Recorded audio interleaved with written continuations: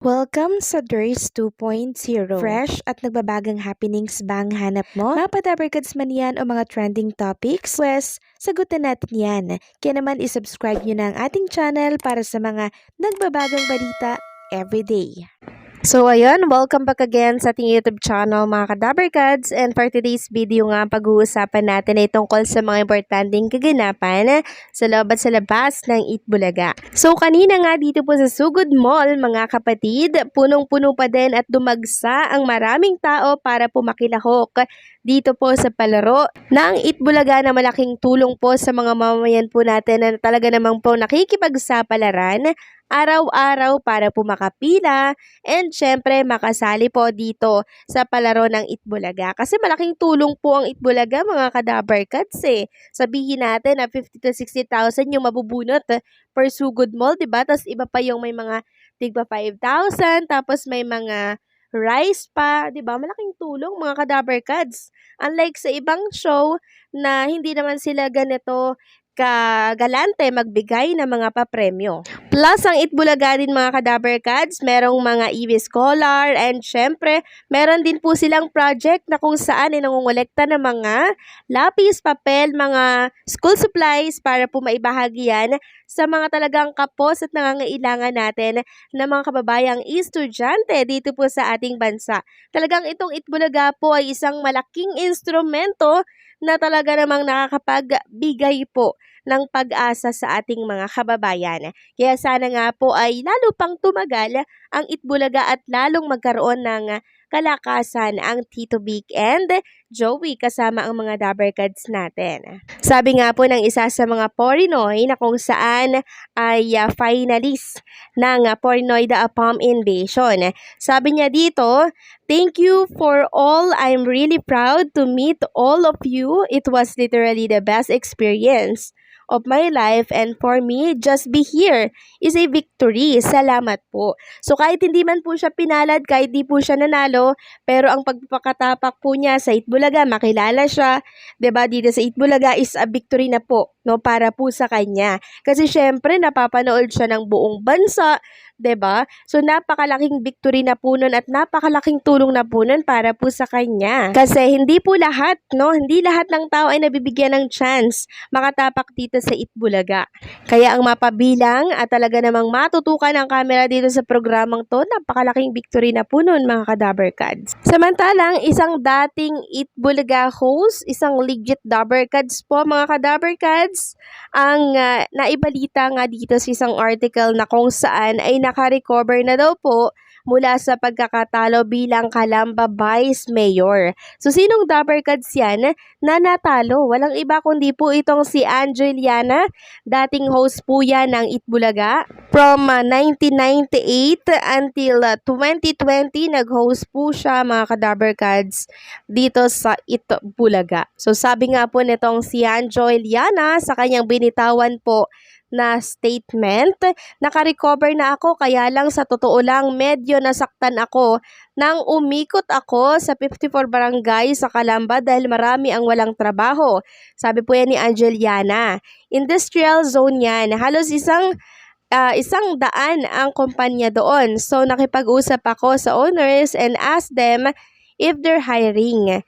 They told me most of them must hiring. Mga Hapon ito, mga Koreano, sabi nila we're mass hiring. Nung nakilala nila ako, sabi ko, "Can I repair?"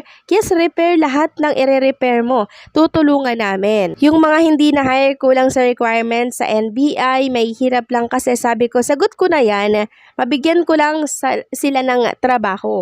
That was my dream. Mabawasan daw ang poverty sa mahihirap na lugar dito po sa Calamba. Kaso nyo hindi po pinalad itong si dabarkads Angeliana sa napakaganda niya pong layunin dito po sa mga lugar dito sa Calamba, Laguna. So, siguro mga kadabarkads, hindi pa po para sa kanya ang naturang pwesto, no?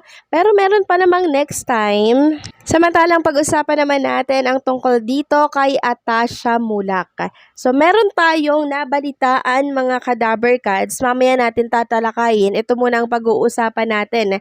Itong binahagi po ng isang article. Sabi nila dito sa write-ups, Fans of Itbulaga have been quick to notice the sudden disappearance of co-host Atasha Mulak from the noontime show airing on TV5.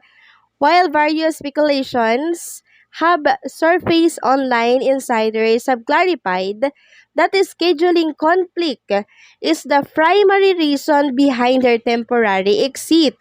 The young Mulak is currently filming her upcoming lead series Bad Genius, which is slated to premiere soon on Viva One.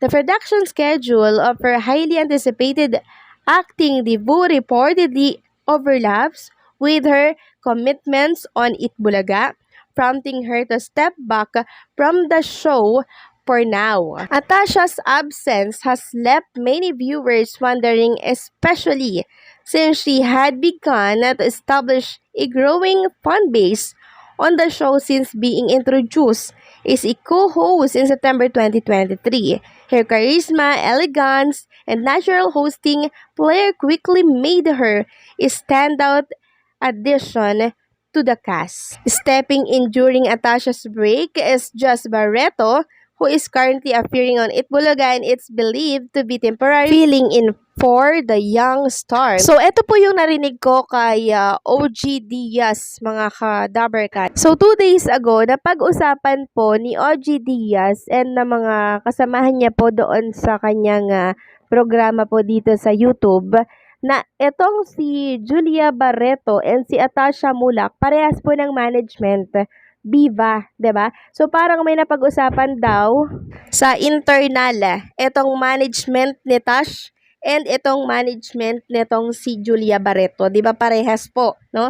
Parehas po silang Viva ang management. So para hindi po mapalitan, si Atasha Mulak dito sa Itbulaga, parang si Julia Barreto muna yung parang sub dito sa Itbulaga, no? Para yung slot ni Atasha Mulak hindi po malagyan ng ibang personalidad. So, ibig sabihin, pag nagbalik po si Atasha Mulak at natapos po yung kanyang taping sa kanyang project, makakabalik ng malaya si Atasha kasi meron pa siyang babalikan, meron pa pong bakante. Kasi ang ginagawa ng Itbulaga, nagsasabsab lang sila, 'di ba? Minsan si Arboni, minsan si Julia Barreto, 'di ba? So malinaw ito mga Kadabarkads na iniingatan po nila yung ni Atasha, no? Yung position ni Atasha, yung slot ni Atasha para hindi po malagyan ng talagang papalit sa kanya. So nakuha niyo mga Kadabarkads. So ibig sabihin, magbabalik si Atasha Mulak dito sa Itbulaga soon sa oras na matapos ang taping ng naturang project. So sana nakatulong po ito mga Kadabarkad. So paano hanggang dito na lamang po ang update natin. Maraming salamat sa patuloy na pagsuporta.